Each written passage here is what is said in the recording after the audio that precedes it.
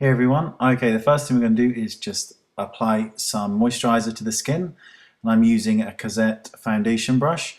And this contouring and highlighting video is slightly different from the previous ones in that the application is much easier to grasp. There's no drawing lots of lines all over the face, so it's not quite as scary for kind of newer people. Starting with a foundation, and this one's by Avon. It's Ideal Flawless Invisible Coverage Foundation, which is excellent, and you will see a review on this because it actually looks like skin. It's very, very good indeed. Using a beauty blender sponge to just blend everything out. And I'm applying this all over the face. This will be our starting point. I'm just going to contour the nose slightly with a cream foundation, and I'm using a Makeup Forever brush to just go down the sides of the nose.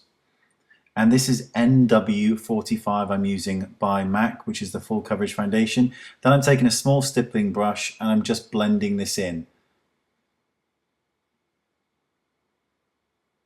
Okay, the next thing we're going to do is highlight, and we're going to highlight all the areas of the face that we want to stand out.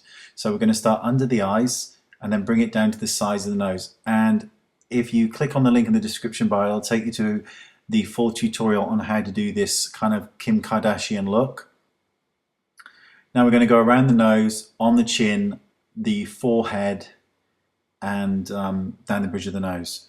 Anything we lighten will visually come towards us. So these are the areas of the face that I want to stand out the most.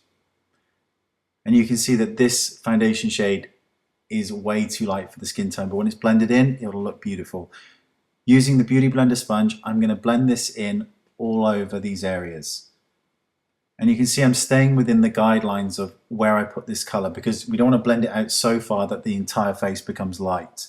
So just blend it until it molds into the skin. And even though I'm using a lot of concealer or foundation, which is lighter here, you'll still find that when the end result, which is pretty dramatic, it doesn't look caked on.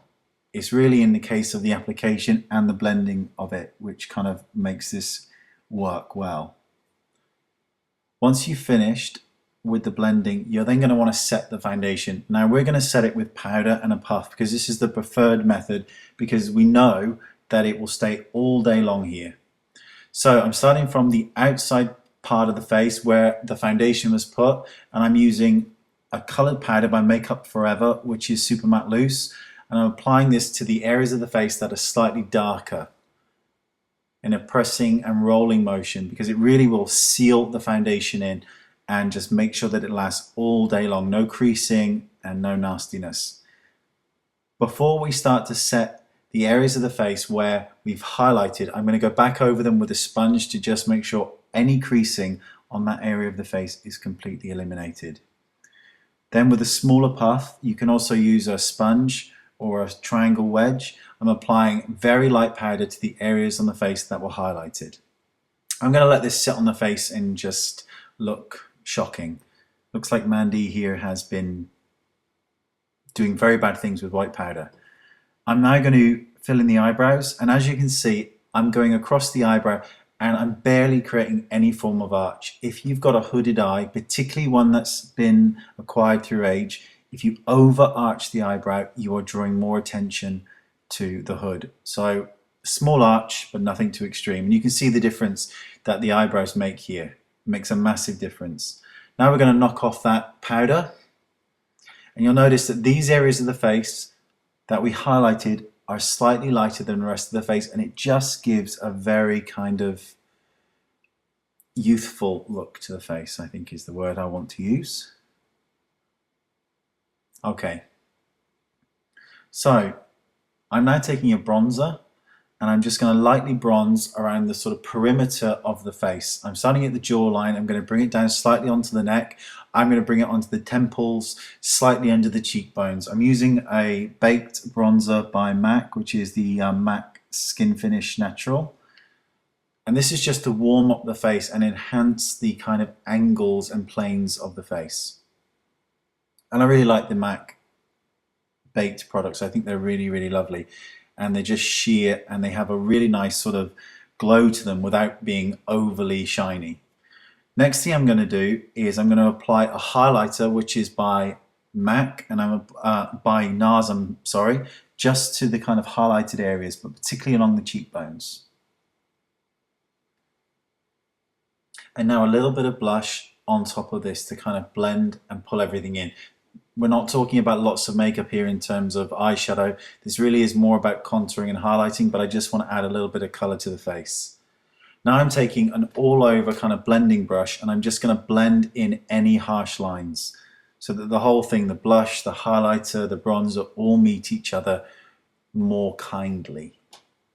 I'm going to apply some lip balm to the lips and we're now going to contour the lips, which you'll see. I'm going to start with a pencil and I'm going to fill in the outside of the lips with a pencil.